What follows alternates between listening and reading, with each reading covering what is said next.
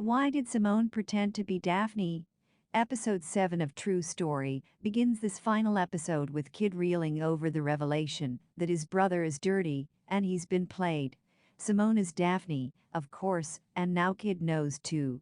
He waits outside her apartment and eventually approaches her, demanding answers. It turns out Carlton offered her a lucrative sum of money, a couple of grand to be precise, to play dead. Carlton then brought Ari in, as it seems he just wanted a big payout and to take advantage of Kid's generosity. Upon learning this, Kid immediately organizes a meet with his brother at the hotel, promising a big surprise. When Kid leaves, Simone messages Carlton telling him to get in contact immediately. Carlton shows up at the hotel, where Kid plays his part, and invites his brother out to a basketball game.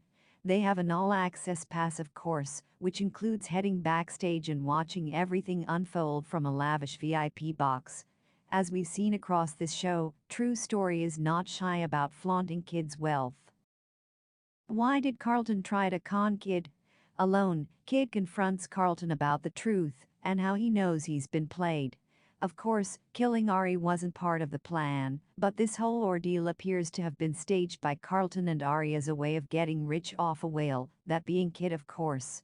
We've heard before across this season that Carlton is a terrible businessman. His restaurant has been failing, and his shadow investors obviously sunk money into this and wanted to be successful. Carlton's money woes eventually led him back to his brother, which explains why he was waiting at the Four Seasons for him.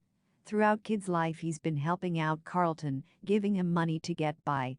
Through it all, Todd warned that Carlton will be Kid's undoing, and that much is especially true here. In the end, though Carlton got greedy and tried to play his brother, slipping up, there's definitely an element of jealousy in here too, given what transpired with Jean, but the deep-rooted resentment and the desire to take advantage of Kid's hospitality eventually ends up his downfall. "You're dead to me, man," Kid eventually says to Carlton as the latter struggles to keep his composure. Do Savvas and Nikos get their revenge?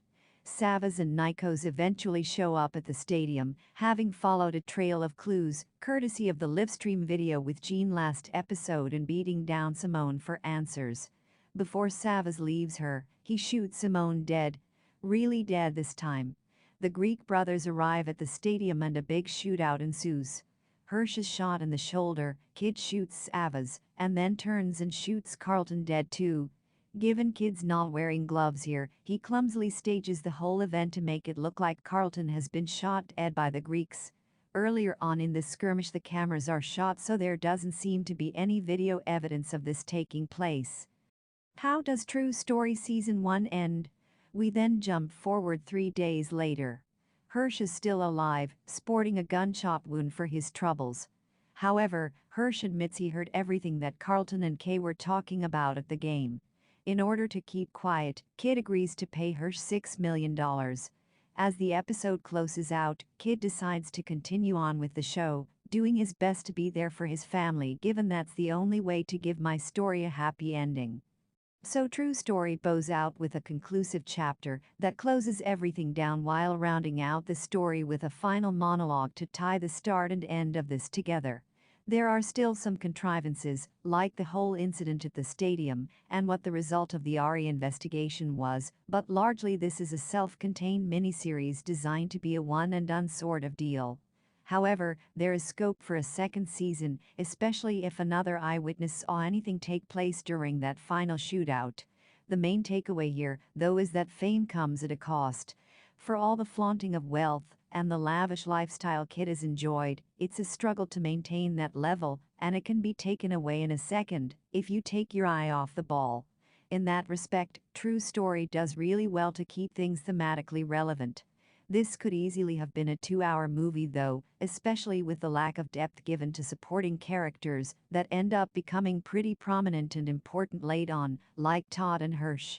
Despite those gripes, True Story has been an enjoyable watch, even if it's not going to light up the small screen anytime soon.